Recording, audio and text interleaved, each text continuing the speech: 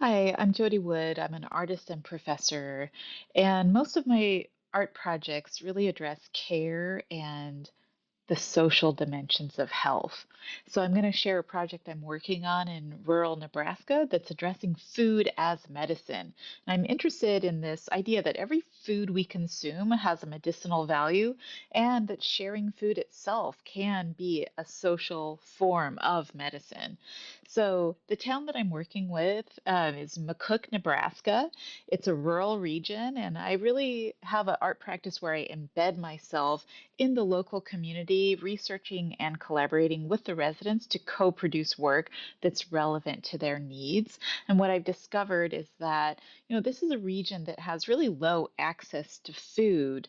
Their only grocery store is Walmart, and they don't sell any local produce. However, this area has many farmlands that have amazing, local food production happening. There just isn't a distribution network that exists. And also, another thing I'm interested in is, how we care for our elders. And so, as it's typical in the United States, these care centers they really rely on industrialized food that is mass produced. It's very cheap, but it also has low nutritional value and low taste quality. And so, I really began this process by visiting these care centers and conducting oral histories to learn about traditional knowledge using food as medicine. And so the people that I visited with, a lot of them are in their 90s and even hundreds, and so they have memories of the Great Depression and World War II, living through that. And they called themselves farm wives because they, worked around the farm, and so many of them had these recipes using native plants like elderberries and using really minimal everyday ingredients such as garlic for an antibiotic. And in this region, there's also lineage from Lakota and Dakota native tribes. And so there were also many remedies that use these sweetgrass, cedar, bear root, also called osha root, and yucca.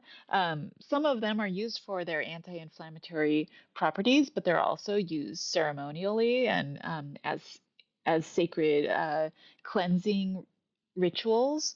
So, and then also there in the area, there was a large prisoner of war camp during World War II. And so Germans who were held as prisoners later worked in the agriculture sector, and they also have German recipes that still exist today. So basically, this project now, after this research stage, it's moving into its culmination stage.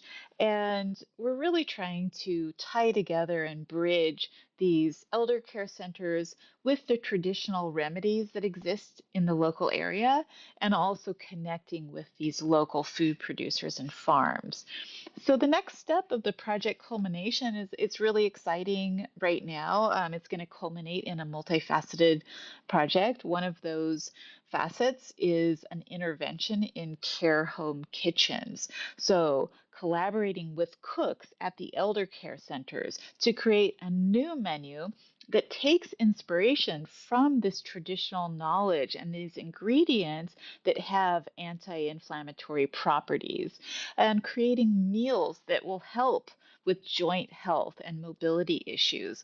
So, I've been gathering all of these recipes and remedies from the residents that are foods with anti-inflammatory properties, and then I'll be sharing their own recipes back to them using their own kitchen at the care centers to do it. And the next step also includes digitizing these oral histories I've been collecting and sharing them within an art installation, as well as a public meal, which will include workshops with local food producers. So, trying to bridge the public with these local food producers so that there's more knowledge of what's happening in the areas surrounding the town. in terms of food production. So thank you for letting me present this work. I'm really excited to adapt this process to other regions as well, where it could be useful to reconnect the local food production and cultural knowledge to strengthen community well being. So it would be great to brainstorm about that.